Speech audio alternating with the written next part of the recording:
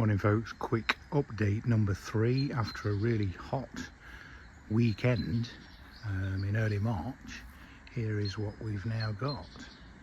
So almost finished the cladding, just got a couple of cuts to do. I've got a run to put down there and just a little bit to go down that corner, but everything's on. You can see the roof, the cladding just goes nicely behind the roof trim, so I measured that and designed that nicely.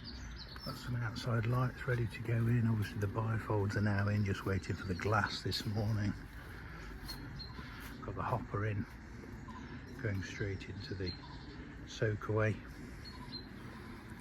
Another couple of outside lights down this side, and then this will be, need to make a door out of this same cladding.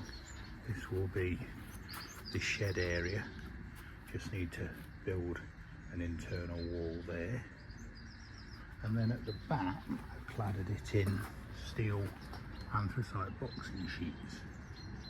100 quid the lot, so it's just a cheaper alternative to this nice composite cladding for the bit that you will never really see. Just got to put the corner trims on as well, and then also I've just got to put the corner trims round the